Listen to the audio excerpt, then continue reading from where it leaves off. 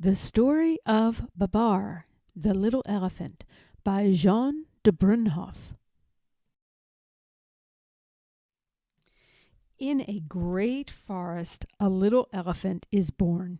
His name is Babar. His mother loves him very much. She rocks him to sleep with her trunk while singing softly to him. Babar has grown bigger. He now plays with the other little elephants. He is a very good little elephant. See him digging in the sand with his shell? Babar is riding happily on his mother's back when a wicked hunter, hidden behind some bushes, shoots at them. The hunter has killed Babar's mother. The monkey hides. The birds fly away. Babar cries. The hunter runs up to catch poor Babar. Babar runs away because he is afraid of the hunter. After several days, very tired indeed, he comes to a town. He hardly knows what to make of it because this is the first time that he has seen so many houses. So many things are new to him. The broad streets, the automobiles and buses. However, he is especially interested in two gentlemen he notices on the street. He says to himself, "Really, they are very well dressed. I would like to have some fine clothes too. I wonder how I can get them." Luckily, a very rich old lady who has always been fond of little elephants understands right away that he is longing for a fine suit. As she likes to make people happy, she gives him her purse. Babar says to her politely, "Thank you, madam." Without wasting any time, Babar goes into a big store. He enters the elevator. It is such fun to ride up and down in this funny box that he rides all the way up 10 times and all the way down 10 times. He did not want to stop, but the elevator boy finally said to him, "This is not a toy, Mr. Elephant. You must get out and do your shopping. Look, here is the floor walker. A shirt with a collar and a tie. A suit of a becoming shade of green. Then a handsome derby hat. And also shoes with spats." Well satisfied with his purchases and feeling very elegant indeed, Babar now goes to the photographer to have his picture taken. And here is his photograph. Babar dines with his friend the old lady. She thinks he looks very smart in his new clothes. After dinner, because he is tired, he goes to bed and falls asleep very quickly. Babar now lives at the old lady's house. In the mornings, he does setting up exercises with her, and then he takes his bath. He goes out for an automobile ride every day. The old lady has given him the car. She gives him whatever he wants. A learned professor gives him lessons. Babar pays attention and does well in his work. He is a good pupil and makes rapid progress. In the evening, after dinner, he tells the old lady's friends all about his life in the great forest. However, Babar is not quite happy, for he misses playing in the great forest with his little cousins and his friends, the monkeys.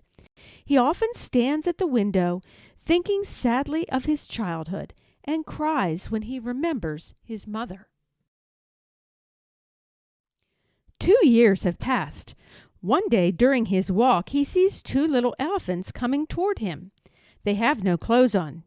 "Why," he says in astonishment to the old lady, "it's Arthur and Celeste, my little cousins." Babar kisses them affectionately and hurries off to buy them some fine clothes.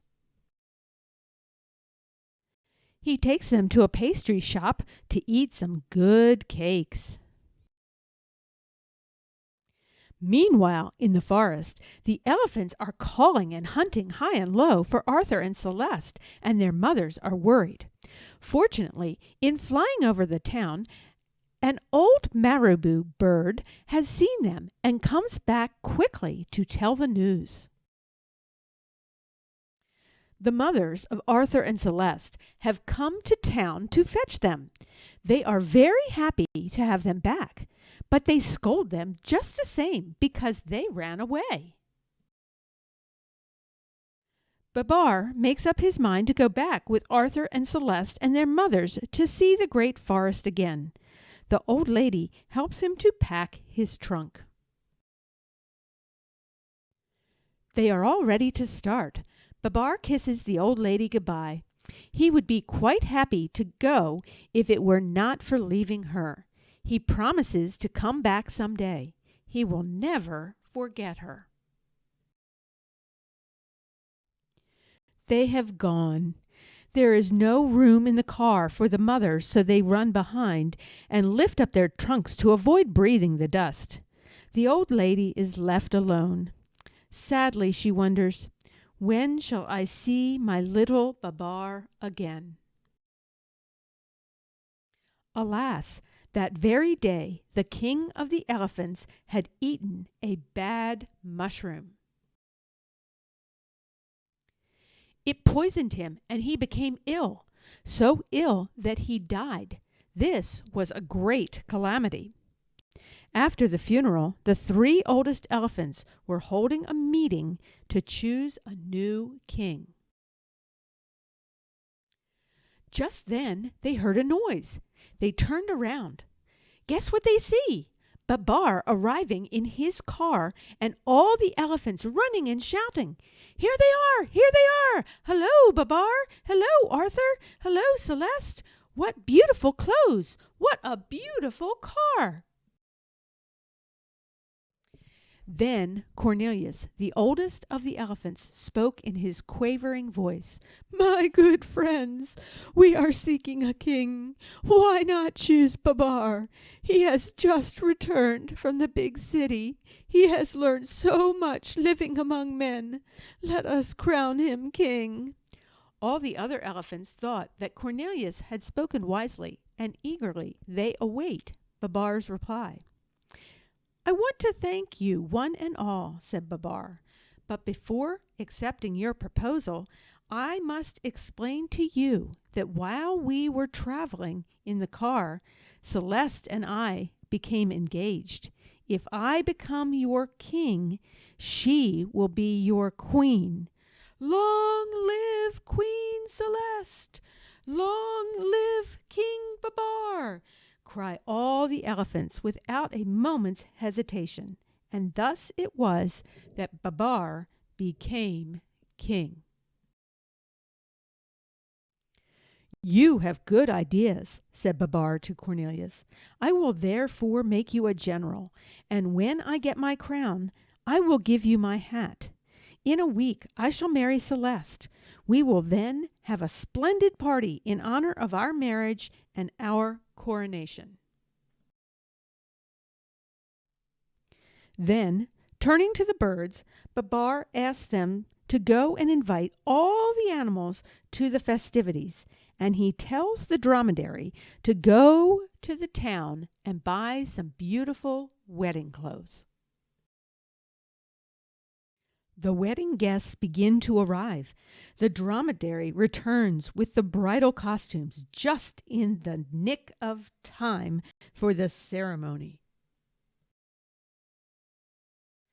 After the wedding and the coronation, everybody dances merrily. The festivities are over. Night has fallen. The stars have risen in the sky. King Babar and Queen Celeste are indeed very happy. Now the world is asleep. The guests have gone home, happy, though tired from too much dancing. They will long remember this great celebration. And now King Babar and Queen Celeste, both eager for further adventures, set out on their honeymoon in a gorgeous yellow balloon.